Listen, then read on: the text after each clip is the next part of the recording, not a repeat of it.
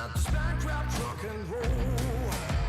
Ships are passing in the tide, riding high, my slides are shot. Metal burning beneath my skin, I'm chipping in, chipping in.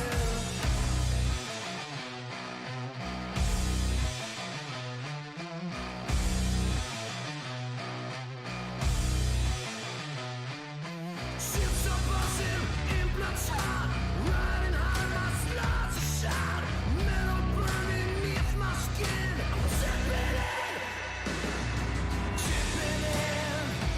Got my back to the wall, chipping in.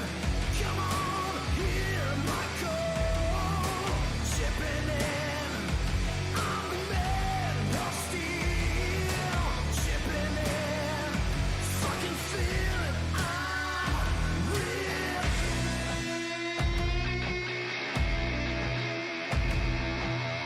Justice gonna, there'll be violence, gonna boost and hit the street.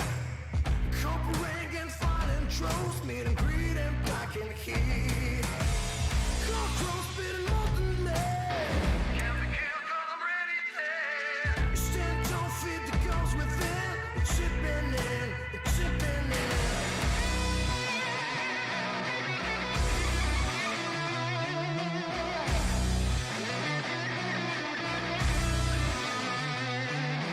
Ships are buzzing in blood tide, riding high, my slides are shot. Metal burning beneath my skin, I'm chipping in, chipping in. Got your back to the wall, chipping in. Come on, scream out that call, chipping in. You're built of steel, chipping in. Fucking feel it's your real.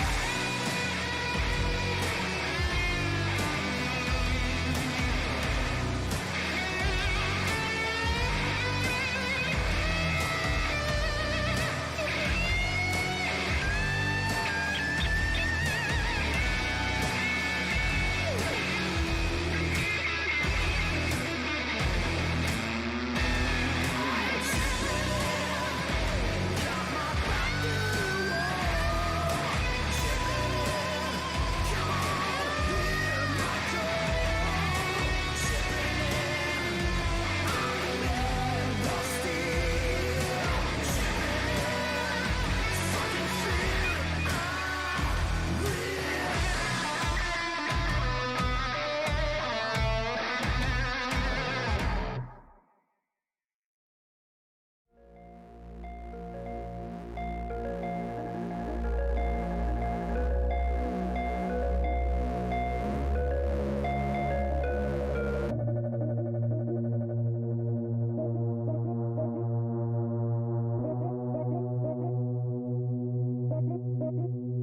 Good morning, night city, a day in the life. I was on my own, catching a ride with the lady. Her hair hangs down past her thighs, blue and pistol shit. Satisfies, leather jacket, zipped up tight. Mando, big ones coming, look for lost and found. Iron gleams, bright and night city, where your appetite waits you out your sunrise. She pulls my trigger, got me up alright. It's a danger pretty here in night city. Here in night city, got me up alright. Here in night city,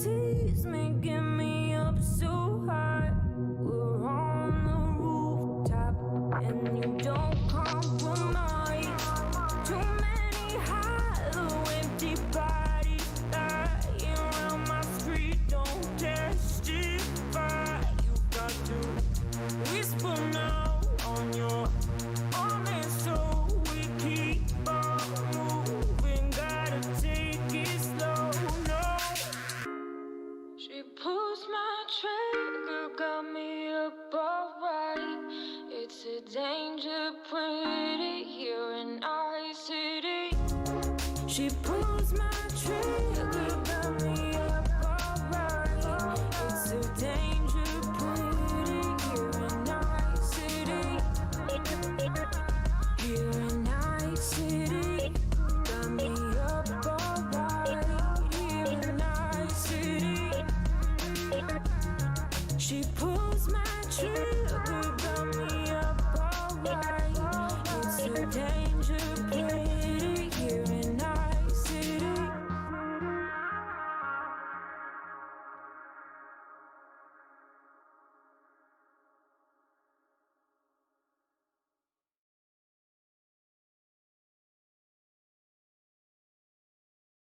Good afternoon. Welcome back to The Siege. Or good morning. Good evening. And hello. Guten Tag. No, actually nobody is spelling it like that. It's just Guten Tag. Oder auch Tag. Tag auch. Moin. Servus. What else do we have? We have so many forms to say hello. There's so many forms to say hello here. Yeah. Tachen.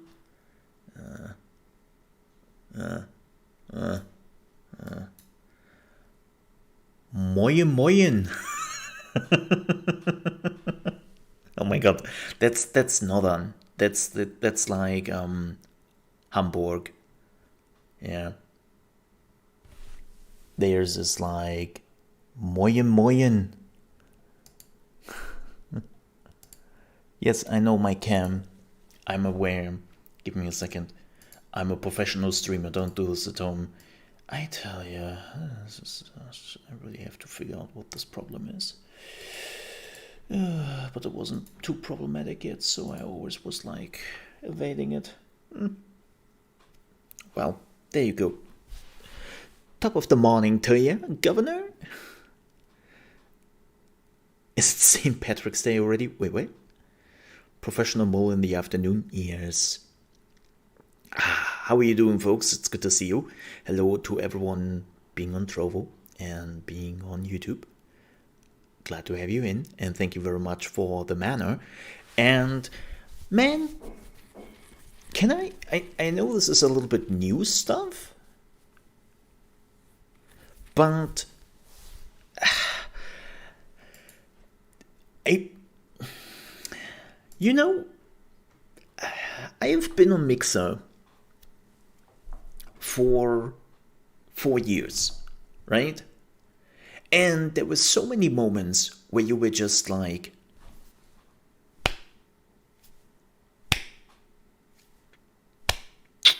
you know.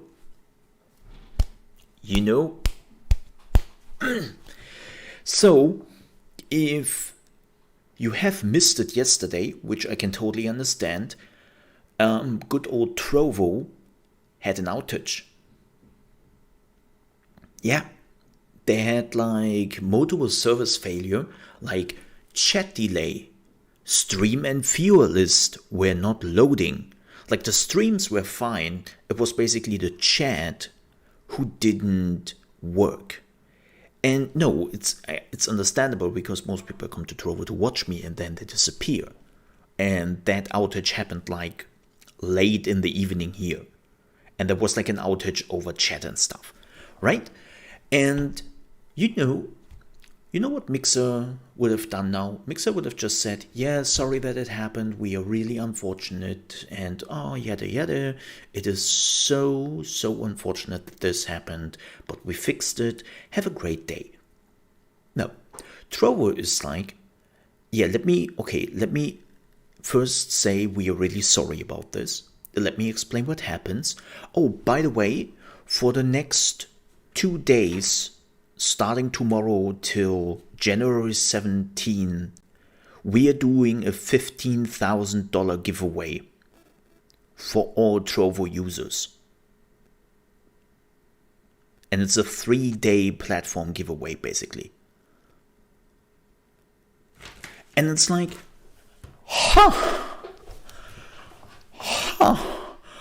I'm okay. Yeah, I don't complain. On top of that,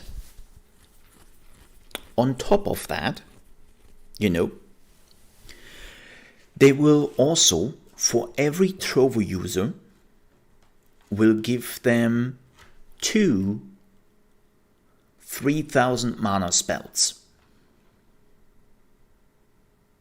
And this is going out for everyone.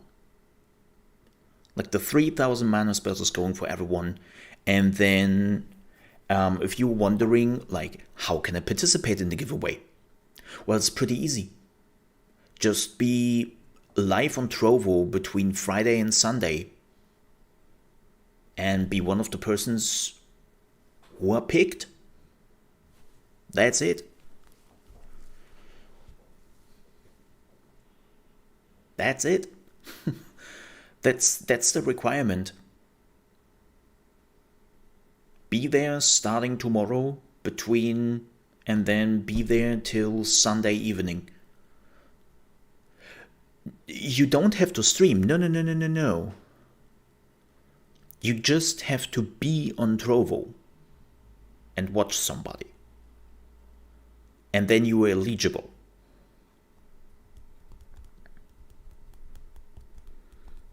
Yeah, you just have to be in chat.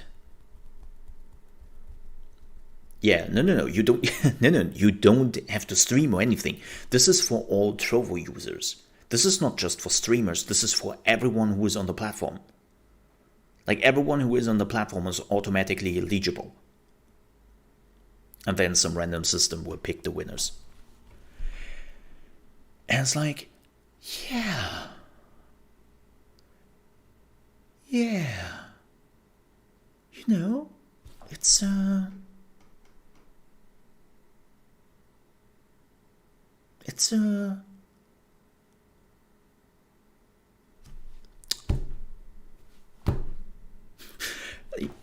It's it's really interesting to see that. And I know what some people will now say, like, hey, yeah, well, Trovo is so far behind, they have to do that. And it's like, yeah, but Mixer was also, like, super far behind. Like, it's not just, like, Mixer was super far behind and has basically never cared.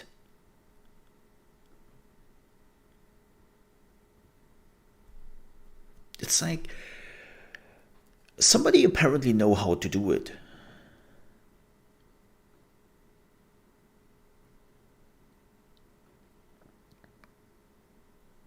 So, yeah. That is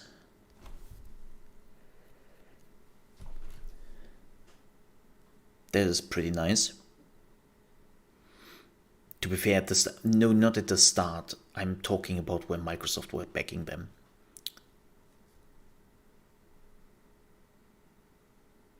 Like, yeah.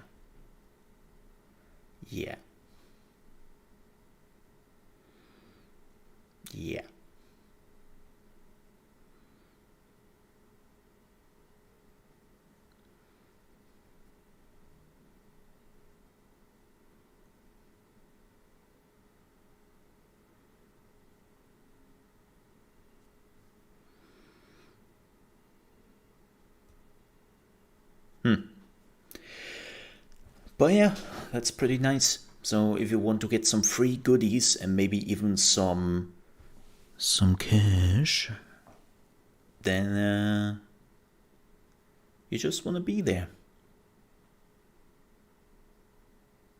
You just want to be there between Friday and Sunday. That's neat.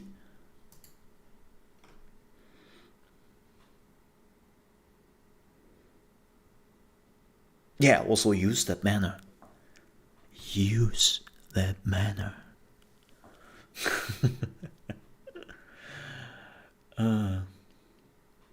That's a pretty neat thing.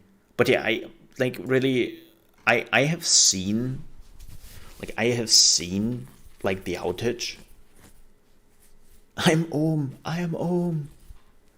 Oh no. That was the first announcement, or that was the worst announcement in any MMO, when you were doing like a boss or something like that, and the fight was going alrightish, and you were like, man, nobody has died yet, people are at full health, this is going great, and then you just see that popping up in the chat. I'm home, and you're like, oh no! Now you know why the raid was still like in good shape, because the healers blowed all their load, giggity, and were trying to keep everyone in tip-top shape. And well, that was normally where the problems started, and you were just like, oh boy, here we go again. Where's my innovate? The good old times where you needed innovate. And everyone was like pretending as if they deserved the innovate. Everyone was like, no, it's my innovate. No, it's my innovate. No, it's my innovate, man. I am far more important. No, I'm much better in healing than you are. The privilege to get the mana battery. Good times. But yeah, that's a pretty, like, regarding Trovo, that's a pretty cool thing. Again, I have seen the outage yesterday. Like, I was doing my workout. Like, it was super late. It was like 12 a.m. in the morning or something. And I was like, my chat is dead on Trovo. What happened there? Because I always have the chat open. And yeah. So I wouldn't even had noticed it. But yeah, this is pretty cool. That's pretty cool. What else? Oh yeah, I posted some pictures. Man, I'm so glad that I made the decision to go outside to check it out, because when I woke up this morning, the snow was completely gone. It was too warm here, and the snow was just gone. Like, there was no snowstorm, no snow left. It was all gone, and I was like, oh man. Glad that I actually did go outside at 2 a.m. in the morning and just walk through the snow. Yes, believe it or not, in a city like Berlin, you can go outside where I live at 2 a.m. in the morning. There's no problem with that. And there you see me being completely, getting slowly snowed. This was like 3 minutes after I left the building. Like, it was snowing like crazy. I was actually hoping that the snow stays. But unfortunately, it did not. Yeah, it did not at all. What's going on here? Snow photo session. Hey, Muzi. We are talking about the first snowfall of the year. And I've made a video. Well, look at that. I know my camera is not great. Look, I need a new phone. My phone is now, what, nearly 3 years old. I need a new phone. I will probably get a new phone this summer. My contract is also running out, so...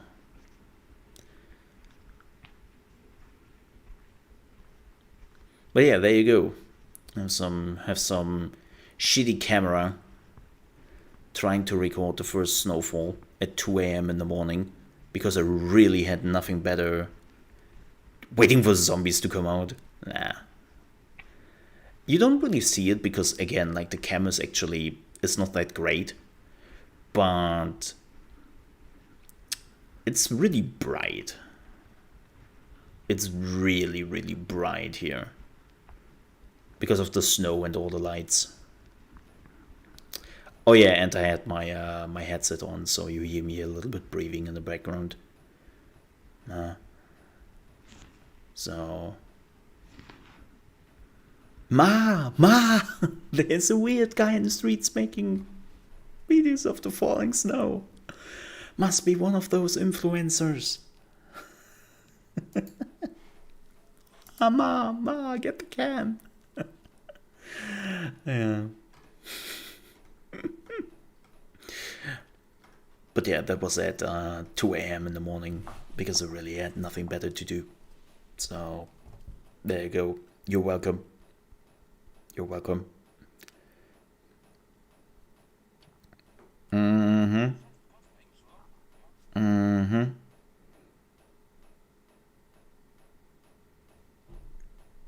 So I guess that was neat, I guess. Yeah. At least you didn't use a selfie stick. No, I don't have a selfie stick.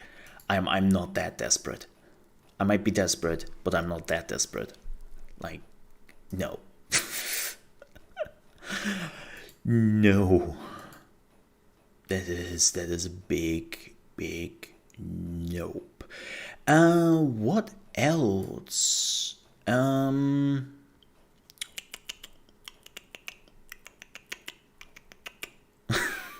Sorry. Do I have anything else? I played some more Cyberpunk yesterday. Again, I had my snow walk, did my workout, and I played some more Crusader Kings. I started a new playthrough. Started in... Where did I start? Oh yeah, I started in Greek. I started in Greek under the Byzantine Empire. I will see how that goes. Like I've never played under the Byzantine Empire, so I'm kind of curious to see how that goes. And I will probably ruin the Byzantine Empire. Yeah. If you ever wanted to know history-wise, who was the cause of the end of the Byzantine Empire? This guy right here. I ruined the empire. It was a pretty empire. And then Mole came around. God. It was a quick downfall. It was a quick downfall. I'm an Ottoman. No, I'm not. Fun fact. Believe it or not, I got those questions in the past. Like some people actually ask me if I'm from Turkey. And I'm like, no. How do you get that idea? But no. Kirsche, thank you so much for your sub. I do appreciate that. Welcome back to the VIP castle. I hope you enjoy your stay here. And welcome. Thank you very much for that. I really do appreciate it. Thank you. Thank you for the support.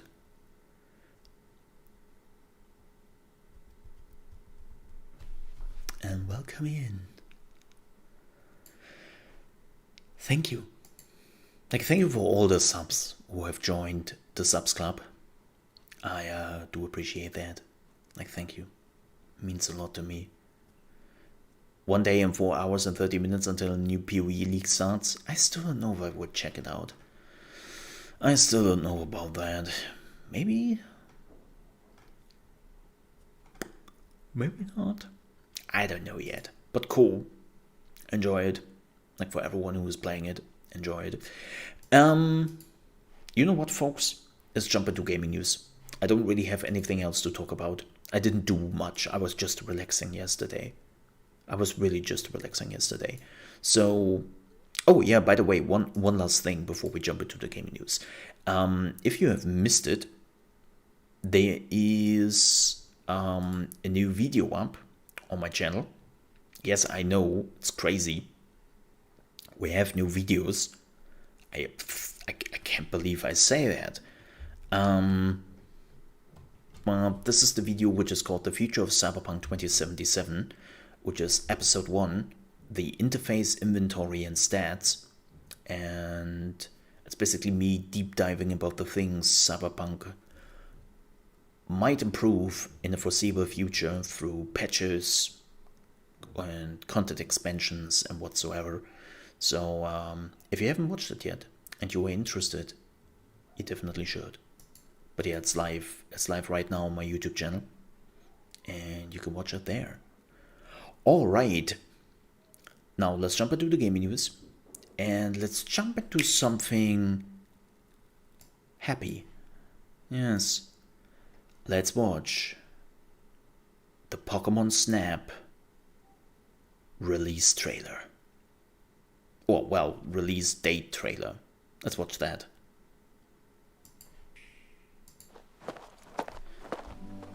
Game footage not final. I can't read Pokemon.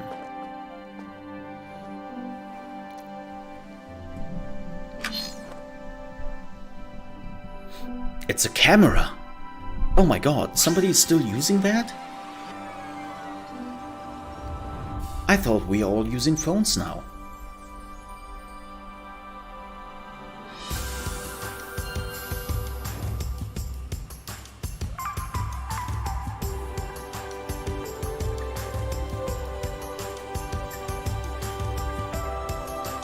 Ah.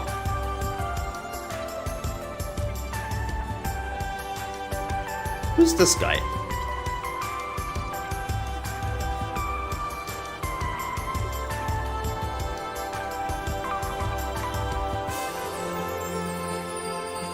I think he pooped.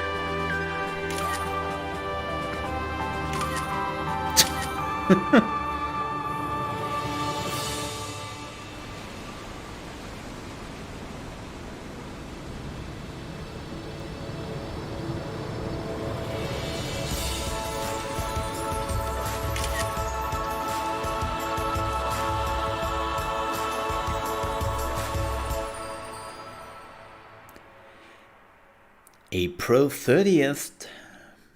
Yes. Coming out April 30th. So that's neat. Yeah, the N64. That was the last.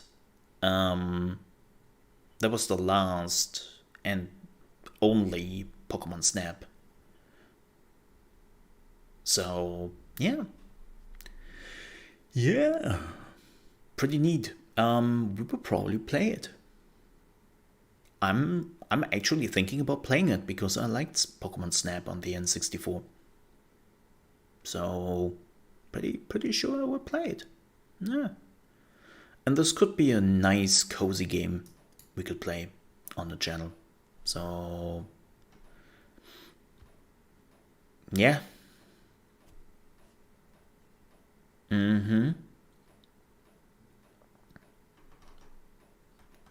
So it should be nice.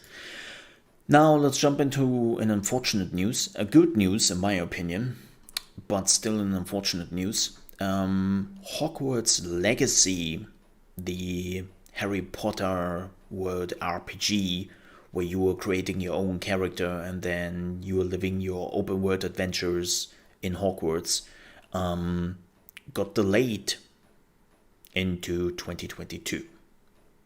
The actual release date was planned to be this year, but they wanted to create the best possible experience for all the Wizarding World and gaming fans and paramount to us, so we are giving the game the time it needs. And so it will release in 2022. Not really surprising. I think we will see a lot of games which will actually get delayed quite a bit this year. And two reasons. COVID, right? Like COVID is definitely one of the big issues for game development studios in general. And I also have the feeling that the release of Cyberpunk 2077 was actually also one of the reasons where we see a good amount of developers now just say, okay, you know what? Maybe we don't want this. Or not even developers, but publishers actually.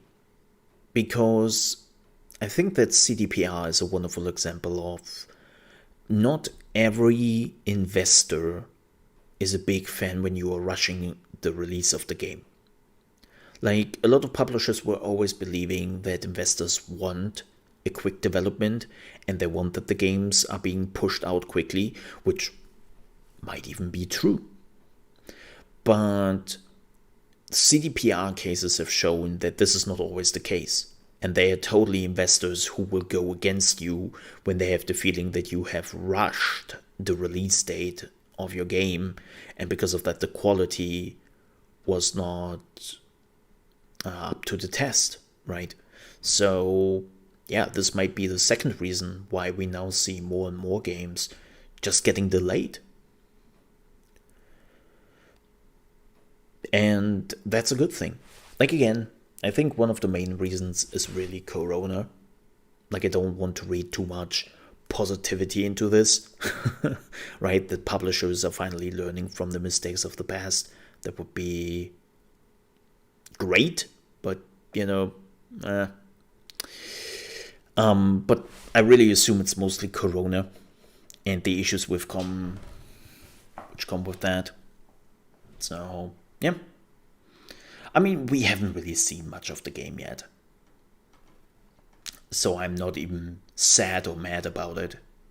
Like, when I saw the announcement that they are pushing back the game by a year, my reaction was basically, oh yeah, right. Hogwarts Legacy. Yeah, right. They showed that game. Looked neat. Like, it actually reminded me again that the game exists. Because the game was so far away that I just forgot about it. So, yeah. Cool. Now, a positive note. Let's have a positive note. Steam is giving out their 2020 year in review. And this whole numbers are just stunning. Yeah, of course, COVID was definitely one of the driving forces behind the numbers, right? Let's just face it. COVID was definitely one of the driving forces behind this. But believe it or not, Steam is now bigger from the user numbers wise than Xbox and PlayStation. They have overthrown Xbox and PlayStation in user numbers. Which is so fascinating when you think back, like 12, 13 years ago, where everyone was just like, PC is dead, man. PC is dead, man. Yeah, nobody is playing in a few years on the PC anymore. It's a dead platform, man. It will never come back. There won't be any games in a few years anymore. Only pirated games, and yeah. It's the end of the PC. Like, it's like, no. Like, I always said, like, no matter which points you are bringing up against PC gaming at the moment, the PC has one particular thing above consoles. Right? There's this one thing consoles never have, and why the PC cannot die. That's because the PC is a work platform.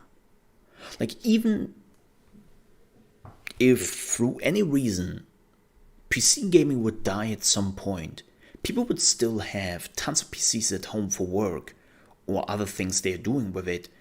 And there's always a chance that at some point smaller studios would rise again because somebody is saying, hey, I can just make a video game like Stardew Valley. Right? Like, even if all the publishers would die at one point, like all would die at one day, in a few months, the PC could recover because people just have the PCs at home and people would start to build games again. And so, yeah, PC gaming cannot die. Like, they would have to make the PC as a whole redundant. And that would mean beyond gaming. Not that they tried in the last few years. Hello, tablets. But yeah, it's just when people said like a decade ago, like PC gaming is dead, it's like no, it's not. It's not. So yeah. Now let's talk about some numbers here, shall we? Bam! Steam stats overview based on 2020 data. 120 million monthly active players. That's crazy. 62.6 million daily active players. Whee! 24.8 peak concurrent players. Crazy. 2.6 million new purchasers per month. So this is actually like really, really important. Like, yes, Steam is a gaming platform, but Steam is also a store, right? So it is very important that Steam is also getting like new people who are buying stuff. But just to put this into perspective, they're getting 2.6 million new purchasers per month. Let's say the average purchasing price is $10. And they already have millions of buyers. Steam makes so much money every month. Valve makes so much heaps of cash every freaking month. Like the amount of money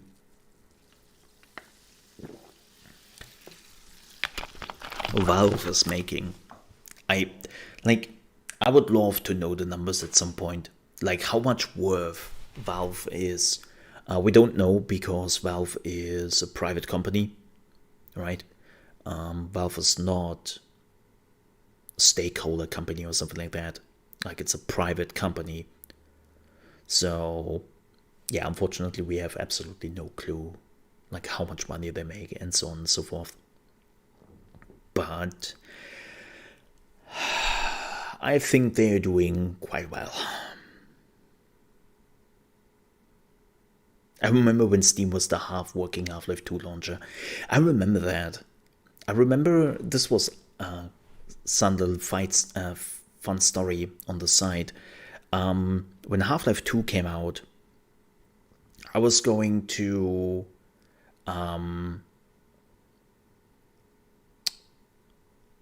what are they called? Where you can, like a video rent store, right? Like the video rent store was also like renting video games, and they had Half-Life 2. And that was the first time, basically a blockbuster. A blockbuster in the US. We had others here. But they had Half-Life 2 and they were renting it. And they were also very confused by the whole thing that you need basically Steam, that you need now a Steam login and all that stuff. Like they were really annoyed and confused by that. So they actually did set up accounts for the rental store, and people had to use those logins. But I know people would say, wait, they could have just changed the password, right? No. Like if they would have done that, they would have fined you. Like they would check, right? And then they had to change like the password themselves. So they changed the password every time somebody rented Half-Life 2. It was a completely clusterfluff. It was a complete clusterfluff. But they wanted to rent that game because like everyone was asking like, hey, do you have Half-Life 2? Do you have Half-Life 2? Oh my god, do you have Half-Life 2? Like they wanted to rent that game so desperately, so they made up this like whoever intern had to do that stuff on a daily basis, I am so sorry that we ruined your youth. I am so sorry. Oh, that must have been annoying as hell. I can only imagine. 21.4% more games were purchased compared to 2019. Damn. 50% more hours played compared to 2019. Okay, don't get me wrong, but duh. Like with Corona around, especially in Europe, where they have hard lockdowns, right? Like, what are you supposed to do? Like, of course you were playing video games. Like, you have nothing else to do after work. So, because everything is closed down here. Yeah, duh. The store. Steam Game Festivals. More ways for players to try your games. So the Spring Edition has 0.6 million demo activations. The Summer Edition had already 3.1 million demo activations. And Autumn Edition had even 5.1 demo edition. Which is really good. Like, you can clearly see that in spring, most people have missed out on this. So, yeah, there were nearly 600,000 demo activations for only a few dozen demos. And then they just took the idea and ran with it. Which is good. Steam Labs and discoverability. Steam Labs, I have not really used that, but Steam Points. Game-themed customization awards and upgrades. 60 million players participated. Wow. I thought it would have been more than that. Interesting. 98,000 items in shop. 99 million items redeemed. Damn. I definitely redeemed some of the items. And 7 million community awards granted. I don't know if I got any community awards. I actually like the Steam Point program.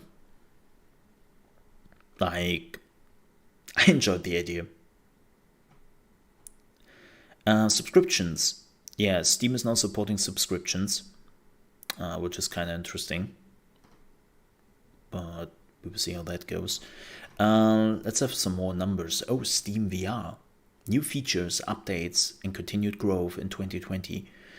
104 million Steam VR sessions. 1.7 million first-time Steam VR users. That's pretty good. 71% more VR revenue, and 30% increase in playtime. I would have loved to know how many people have really used VR. They're not telling us that, but having 1.7 million first-time Steam VR users is not bad. Especially, let's be honest here. This number happened because of Half-Life. Let's face it. I would have loved to know like the numbers from last year to see that in comparison. Because I'm pretty sure that last year didn't look too good when it came to those numbers. And I'm pretty sure that Half-Life Alyx pushed those numbers quite a bit. More people choosing to play Steam games with a controller. 46.6 billion players used a controller. 1.68 billion game sessions with a controller. And 452 million game sessions with Steam input. Interesting. I mean, there's so many games where you use a controller that this doesn't really surprise me too much. It's like Every second game has a controller, right? So it's like, yeah. Okay. Behind the scenes, Steam data delivery based on the last 7 years of data. 25.2 exabytes delivered in 2020. Damn.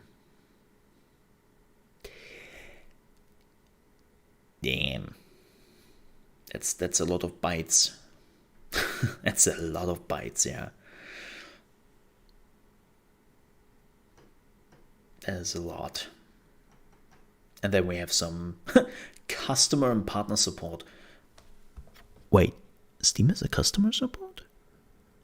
I didn't... What? Wait, when did that happen? And that was it. But yeah, cool. Numbers.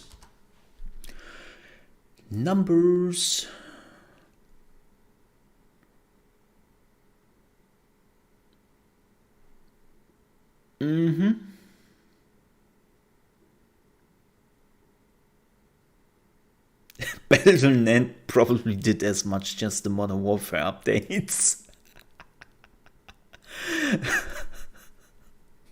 Damn.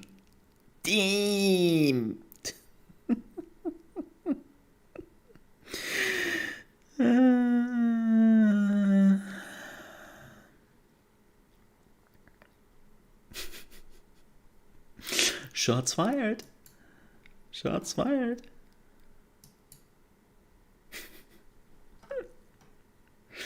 Oof.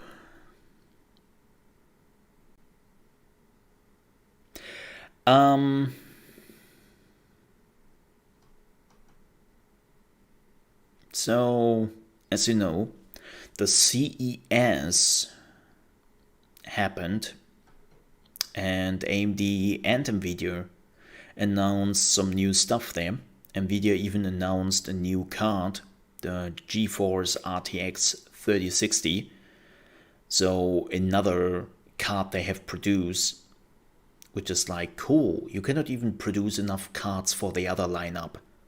Like, why are you producing new cards? And well, it seems like that Nvidia and AMD talked to The Verge a little bit about how they are thinking they will manage the shortage on new cards. So AMD committed to having more stock for its 3 new desktop GPUs on its website soon, ensuring that the MSRP doesn't change from the original launch price. AMD didn't, however, confirm stock levels, which means it could just as easily sell out as the first batch during the messy launch. And you think, oh, AMD. Well, Nvidia's outlook is even grimmer than that. The company has acknowledged the supply issues with regards to its new Ampere power GPUs and says that supply will remain limited throughout the rest of quarter 1 of 2021.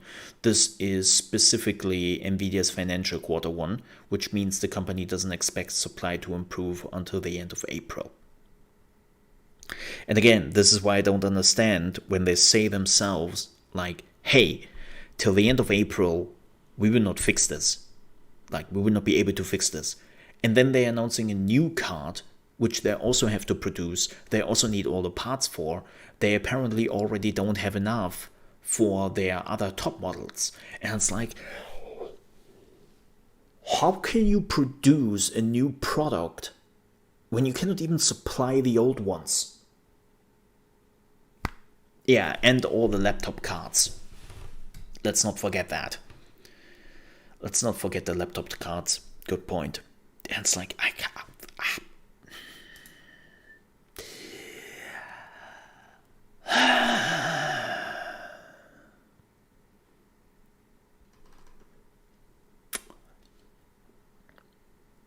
It's,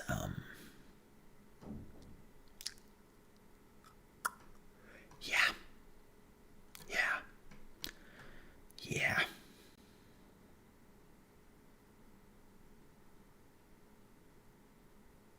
It's yeah.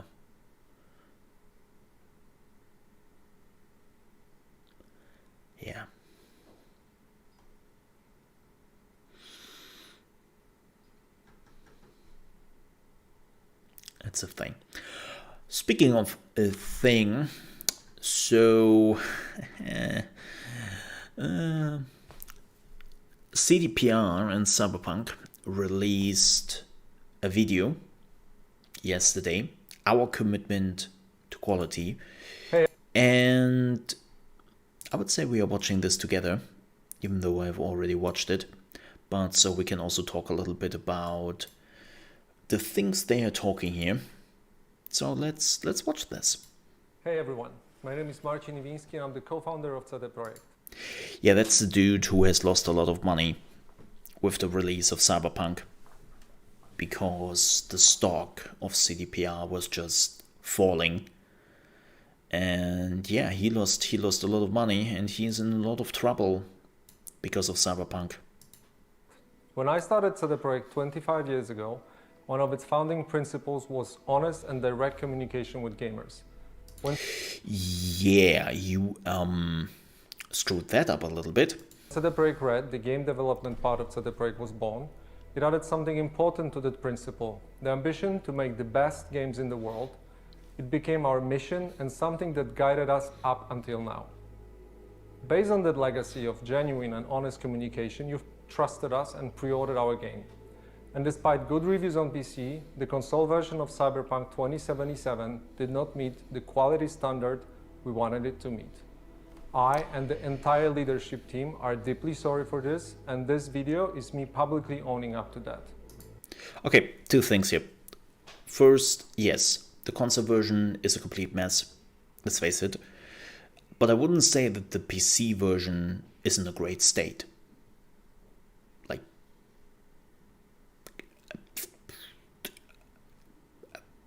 I know I wouldn't say that the PC version of Cyberpunk 2077 is in a great state. It's playable, it's enjoyable, but the amount of bugs and the amount of issues you sometimes have to fight with, even in the PC version, is definitely there. It's better than the consoles. Well, that's a low bar. Like, that's a low bar. That's like me saying, hey folks, I know my stream isn't too great right now, but it's still better than me like pooping live on live stream, right? What kind of comparison is that? It's like, yeah, you better, what kind of comparison? So, but hey, he wants to own up. So that's good. Somebody is acknowledging that him and the leadership screwed up and that they have to own up. Let's listen more to this. Please don't fault any of our teams for what happened. They all are incredibly talented and hardworking. Myself and the board are the final decision makers, and it was our call to release the game. Well, will you look at that? Actually, like, leadership people who are putting themselves in front of the developers. Well, not necessarily that they have like a great choice here. Like, basically the whole industry has already realized that this was not the fault of the developer, but this was clearly like the upper echelon who screwed up. But hey, I have seen companies who would still deny that and who would still say, nah, it wasn't us.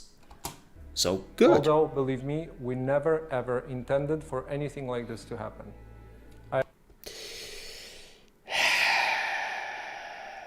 But what did you, like, here's the thing. But what did you intend with it? Like, you say you didn't intend it, but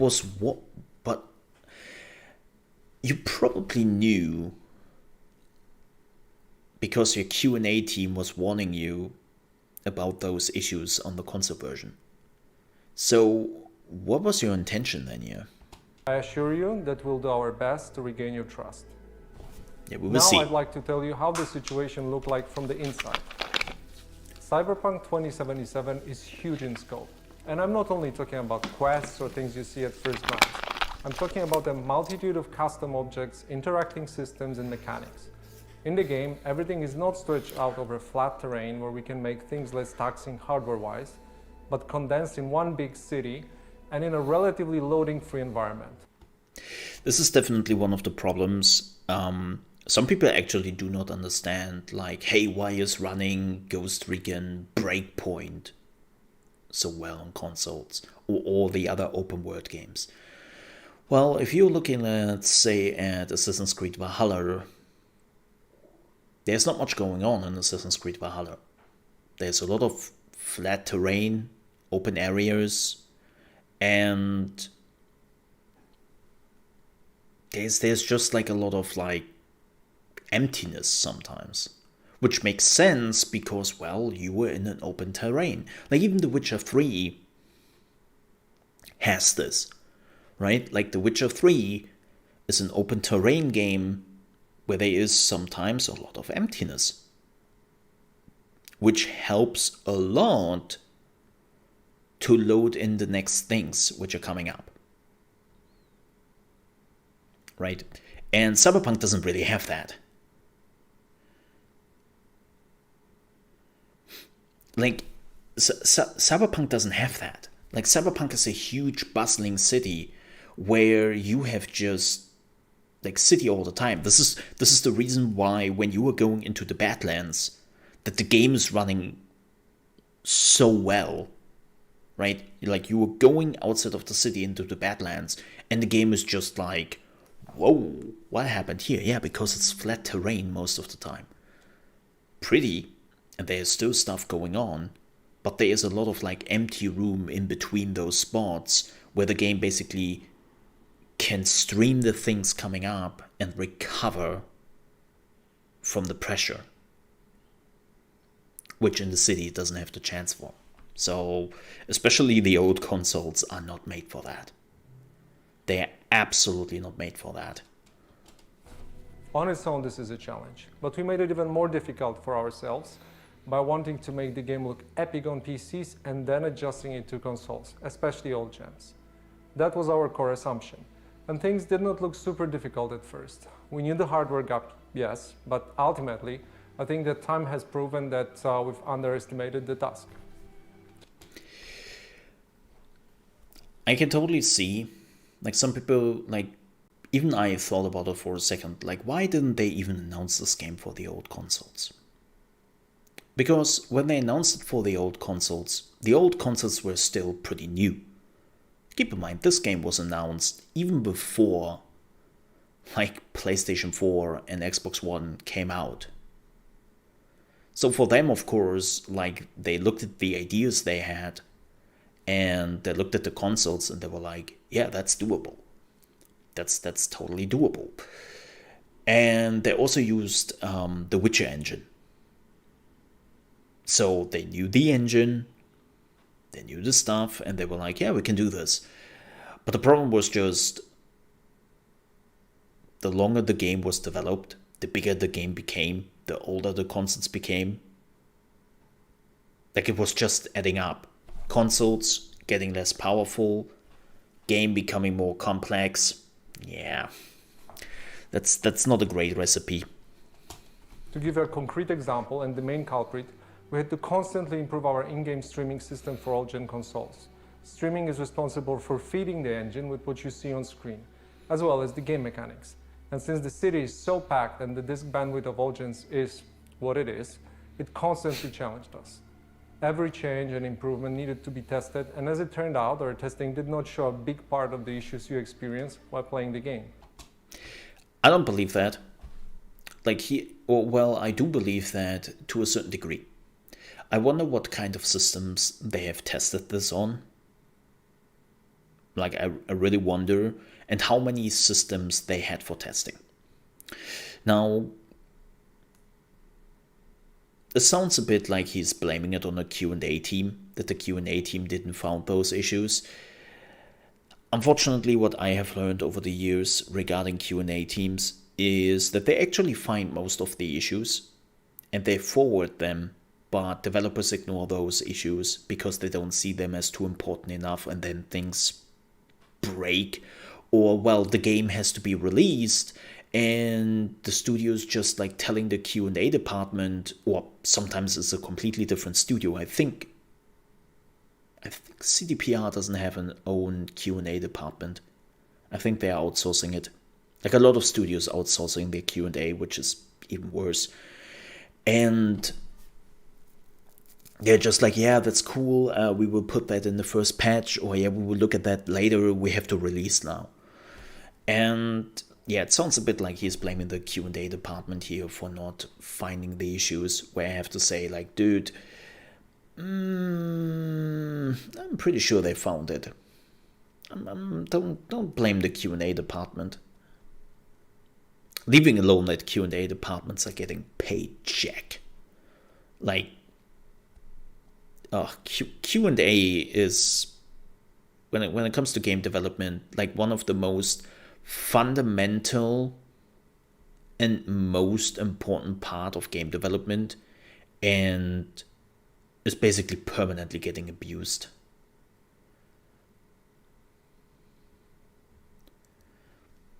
Yeah, tech. That's also what I said. That's what I said here. I'm pretty sure that the Q&A department found the issues and actually told the developers about that. But here's the thing, especially when you were different studios, right? Like sometimes the Q&A department is outsourced, and when the developers are basically just focusing on their ish to get that done till the release, and then the Q&A department is coming in and is like, folks, we have found so many things you still have to fix. And the developers are like, dude, I have so many things to do right now till the release in 3 days. Sorry, like your stuff has to wait. Like, I have to make sure that my job is basically done till the release. And well, you were screwed. Congratulations. Like, that's what happens. And it shouldn't. Let's face it, it shouldn't. And that's not the fault of the Q&A department. As we got closer to the final release, we saw significant improvements each and every day, and we really believed we would deliver in the final Day Zero update. Which of course is a big problem, because what he is saying here is that before the release, they knew that the game was shitty, right? Especially on the consoles, which completely contradicts what he said early in the year, that hey, like the console versions are playable and they play really well. Well, if you did need another proof that that was a lie, there you have it. Now let's talk about the review process. We started sending our PC review keys in the first days of December. On launch day, December 10th, we hit the ground running with a really good start on PC. While not perfect, it's a version of Cyberpunk we are very proud of. At the same time, we're fighting for quality on all-gen consoles till the very last moment. And every extra day of us working on the Day Zero update brought visible improvement. This is why we started sending console review keys on the 8th of December, which was later than we originally planned. This all happened while working from home with all the challenges resulting from the COVID-related restrictions. Yeah, don't put that on COVID. Don't put that on COVID, please. I can totally see that COVID is bringing issues. I totally understand that. But it's like, come on. So everything he's saying here so far is they should have delayed the release. Not necessarily on the PC version, even though, believe me, I would have liked to see that as well. But 1 or 2 weeks, the damage would have been big, but this was far more worse what happened then, and they should have just said, you know what, folks, we're sorry. We can't keep this up. Like, we have to delay the console versions of the game. A lot of the dynamics we normally take for granted got lost over video calls or emails, and we took that hit too. Now I'd like to tell you about our plans for the future and present a path for Cyberpunk 2077 on consoles and PC. We have already released 3 hotfixes improving the game, but that's just the beginning. Our ultimate goal is to fix the bugs and crashes gamers are experiencing across platforms. Please expect bigger and smaller patches on a regular basis. The first update will be dropping within 10 days, and it will be followed by another, more significant one in the following weeks. We will, of course, continue to work on the game in future updates and improvements beyond that. Our big plans for supporting Cyberpunk in the long term did not change. As for the free DLCs... If they're still using that yellow piss. Ugh. My eyes. My eyes. Why are you doing this to me, man? Why are you doing this to me? Ugh. So patch 1.1 is apparently, I would assume, is the patch which is coming out soon. Right? And then patch 1.2 is the next big patch. Then the free DLCs are coming at some point, probably is like the second half of 2021. And here's the thing, the free DLCs, don't expect much story here or much new content. They will probably go the same route as they did go with The Witcher 3, just some new outfits and whatnot. So I'm not so sure what they're actually adding with the free DLCs, but we will see. We will see. But they definitely pushed back the free next-gen console update. Look at that. Like, that free next-gen console update is much, much later. Like, that was one of the things they announced actually for the beginning of 2021.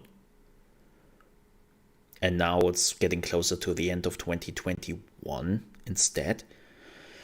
That's like, ooh, okay. They definitely want to make sure that this is going right. And yeah, they're not mentioning the multiplayer mode, but that the multiplayer is now coming into 2022, I nearly expected that. That the multiplayer is coming in 2022, I nearly expected that after the whole COVID and things which are happening. Yeah, I mean, we will see how the multiplayer is doing. Like, you might forget about the game for some time, but I'm really curious to see what the multiplayer is doing. Like, I'm curious about that. I'm curious.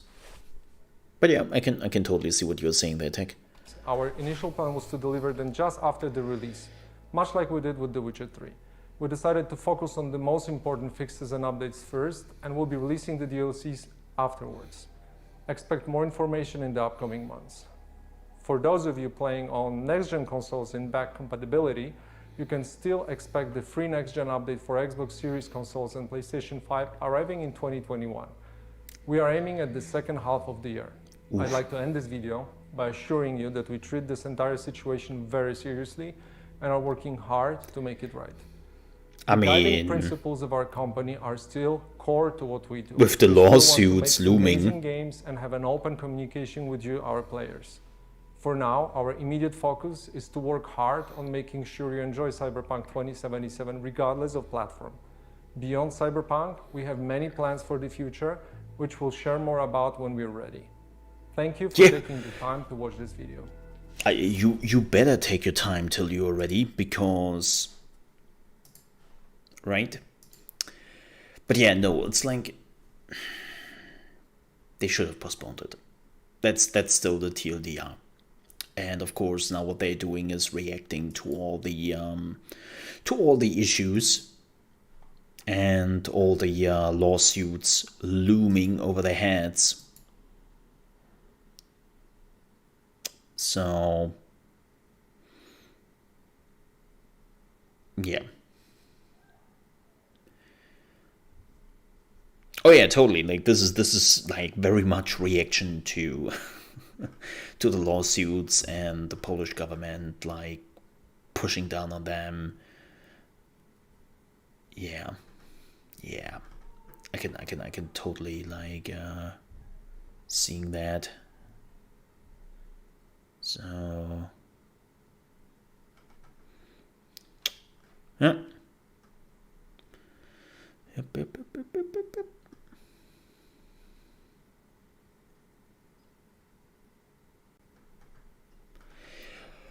All right. Now,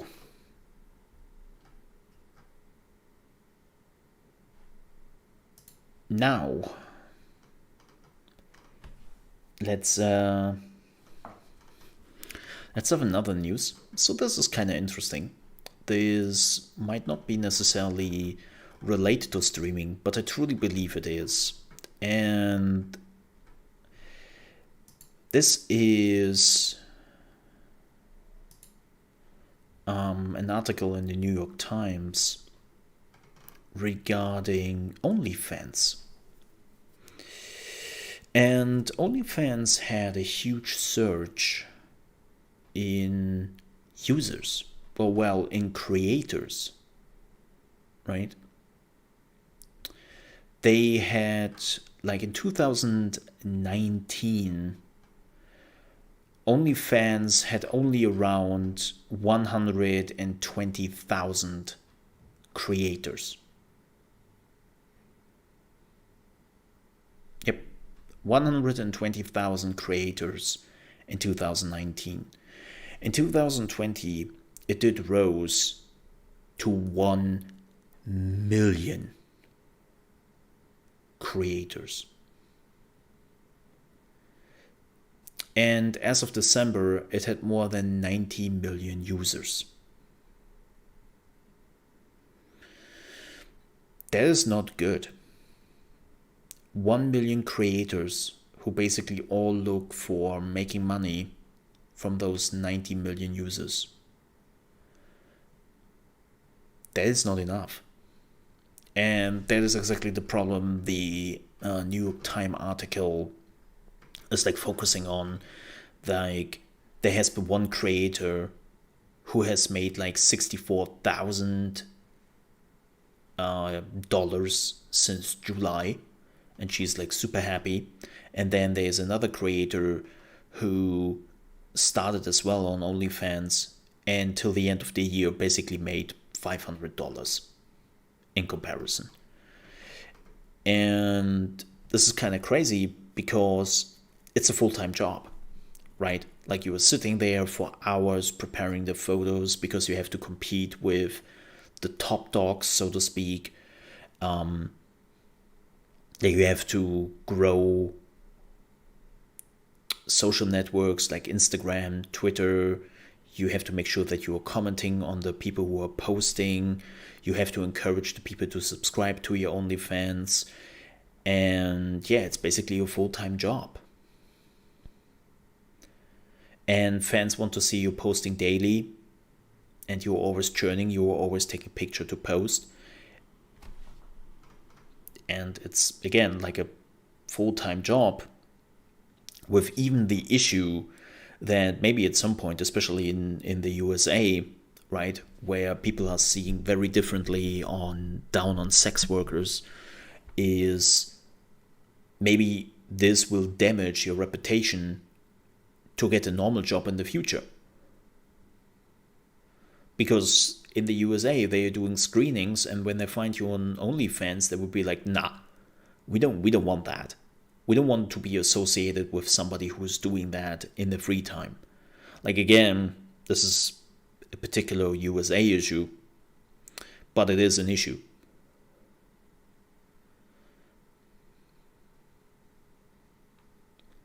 So,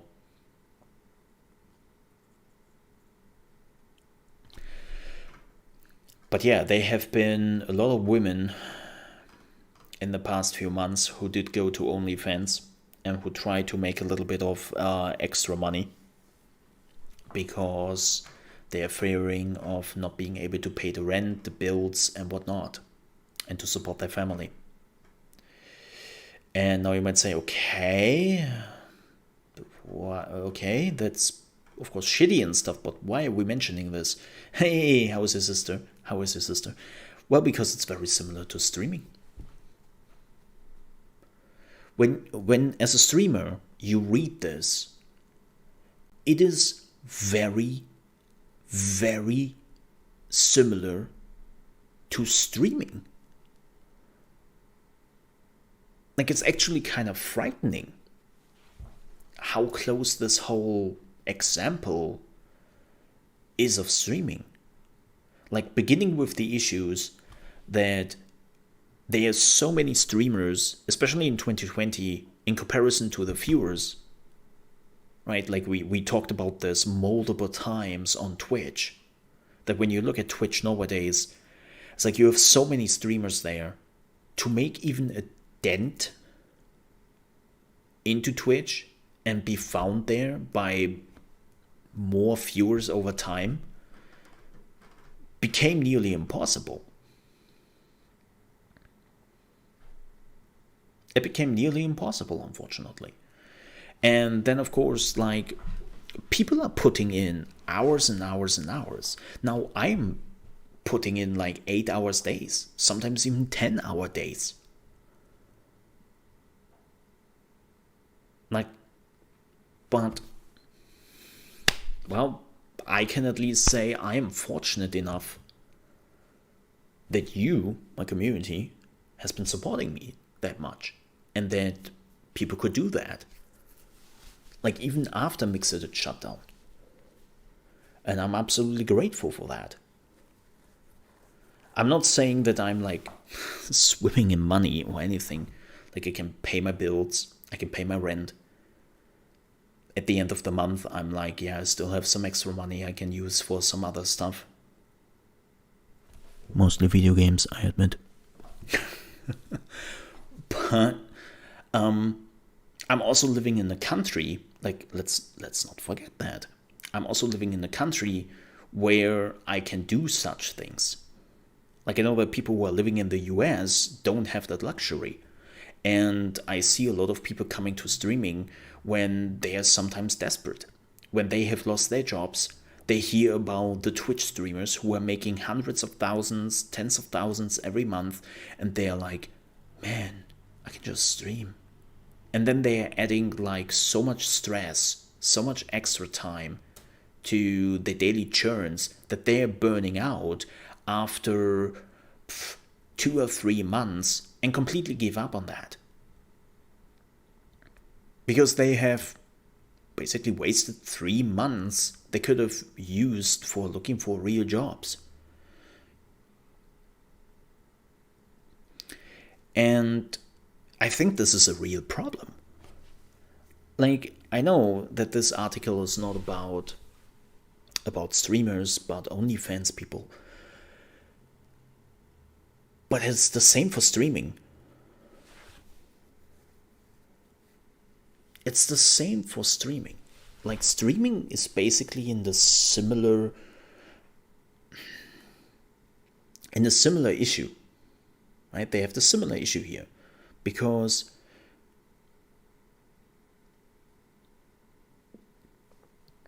they're basically doing the same thing. They're working for free, and they have to hope that people then, at the end of the day, acknowledge the work you have put in and enjoy the free work you have provided enough that they are giving you a little bit of money. That's basically the basis. And sure, now people will say, well, that's your decision. If you want to do that, that's on you. Totally. But it is still a problem, especially when you see like how much money the platforms make. Like, when you look at how much money Twitch is making from their streamers for the actual work Twitch is putting in, it's like, yeah, there's an unbalance here, a big one.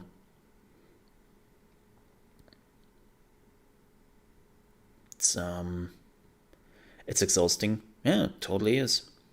Oh yeah, it's like Valve, it's like Steam. When you see like the amount of work Valve is putting into Steam sometimes, not much. and how much money they make every day.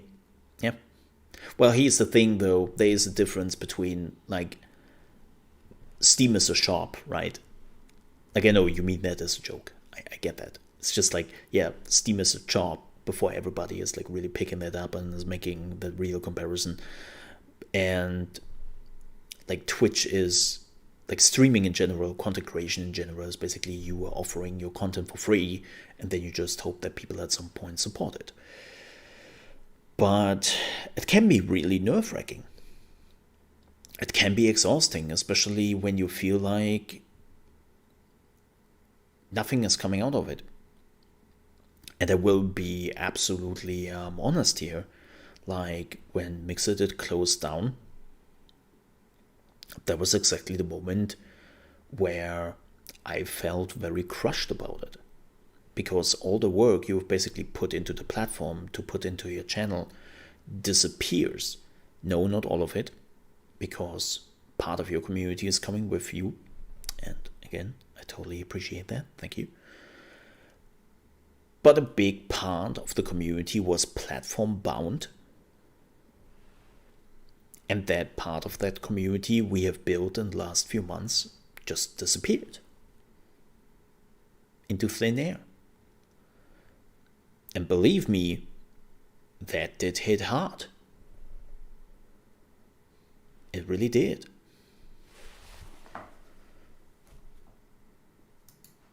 So, yeah.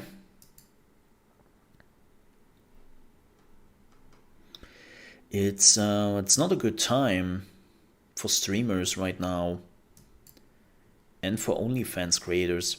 Like, they are very similar. Yeah, they're very, very similar in that regard. Wait, I have to show more skin. Are you ready, chat? Only on my OnlyFans. Please check my OnlyFans for that.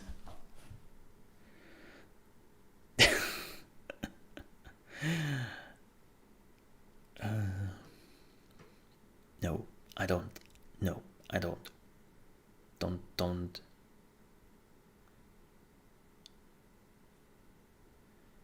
Don't do that. Don't. I'm not on OnlyFans before anybody is like even falling for it. I'm just waiting for the time. No, actually, people cannot steal my account anymore and make up a Mo OnlyFans account and make money out of me or something, because I own the account name. Yes. I was smart. I was a smart mole. For once. Doesn't happen often. But for once I was like, yeah, maybe I should grab that handle before anybody, like, none of you, but you know, there's always like somebody out there who's basically getting the idea and is like, hey, maybe we can make some money out of it. Yeah. So I have the handle Chaos Mole on OnlyFans, but just the handle. I just got that. No, we are not on OnlyFans before anybody's getting the wrong idea. I can already see how people are like going to OnlyFans just to see the account. Stop that. There's nothing there. I hope. I really hope. But yeah, this is a problem. So, jokes aside, TLDR, like, it would definitely be a thing where a lot of people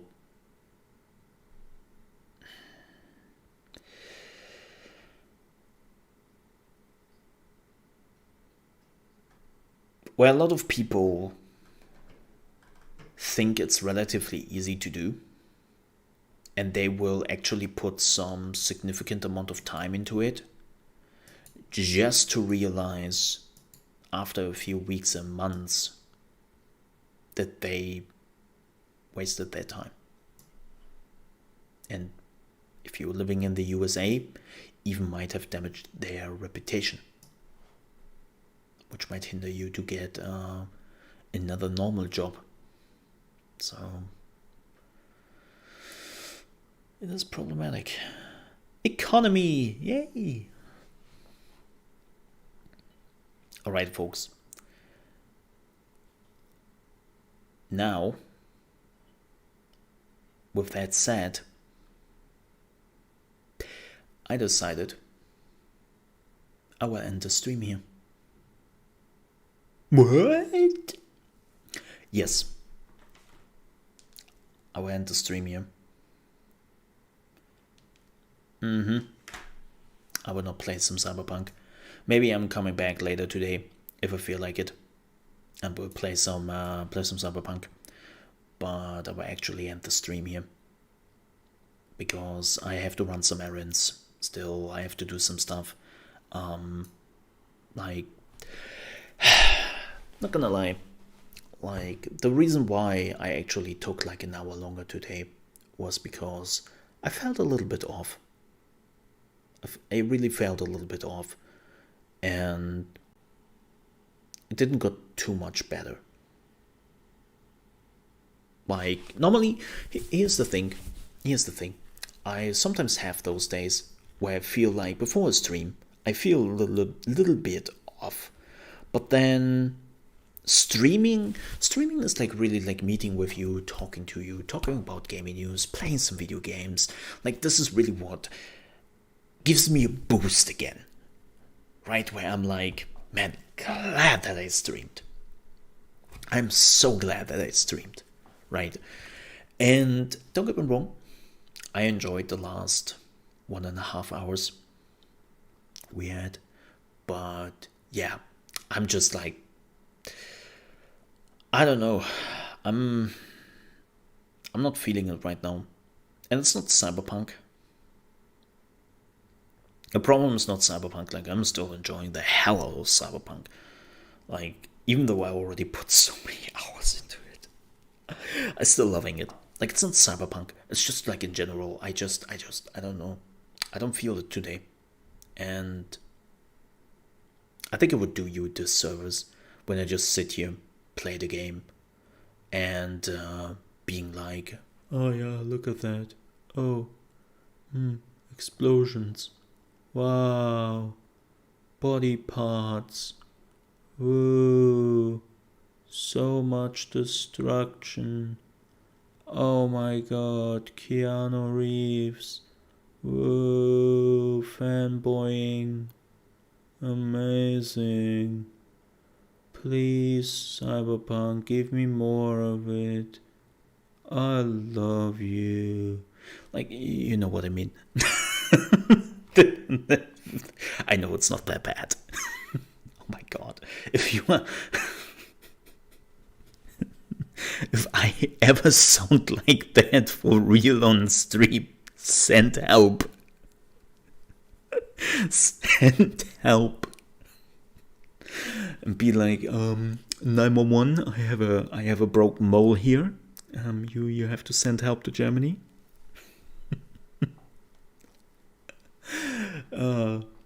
But you know what I mean. You get my drift. Yeah. We will continue the whole thing tomorrow. And then next week, I have to see, like, I don't know how much left of Cyberpunk there is. Maybe, yeah, we have to see where we are doing it. I mean, here's also the thing. I don't really know how much or how long we would take with The Witcher. Like, I plan a full playthrough, The Witcher Hitman. I have to take a break. Hitman, right? I don't know how long we would take with Hitman. Witcher. Oh god. I don't know how long we would take with Hitman, but I assume that per level I would take like an hour, maybe 2 hours depending on how slow I play it. Because whenever I do like my first playthroughs, I really love to take in the levels, like just look around what we can do. And yeah, we have 6 levels in Hitman 3. So probably the whole thing would take like 6 to 12 hours to finish. So yeah, we will see. Hey, Katie, how are you doing? Yeah, we will see. So maybe we are, if we are not finishing Cyberpunk before Hitman 3 is coming out, maybe we are doing it afterwards, because it seems like that Hitman 3 will not take that long. And I'm looking forward to it anyways. So yeah, we will see. We will see. All right, folks, but I will leave you here. Thank you so much for stopping by anyways. And I will be back tomorrow at 8 a.m. EST. Yes, regular time. With more in the morning in your gaming news. And then playing some Cyberpunk. Let's see how much news we actually have tomorrow. I would normally say, like, it doesn't look like we are getting a lot of news. Let's be honest here. The gaming industry. Things can change in a moment. Unfortunately. Like I kid you not, every time I have days where I look at the gaming news in the afternoon and I'm like, seems like we will have a short news day tomorrow. Then 3 hours later, I'm like, oh my god, I don't know where to start. Oh my god. It's horrible. It's horrible. Yeah. Yeah. Unfortunate, really. Really unfortunate. Alright, folks. I'm heading out. Thank you so much for watching. If you're on Trovo or if you are on YouTube. If you're also new to the channel and you enjoyed the show, you want to see more, don't forget to follow/subscribe. And yeah, I will be back tomorrow at 8 a.m. EST with more in the morning in your gaming news.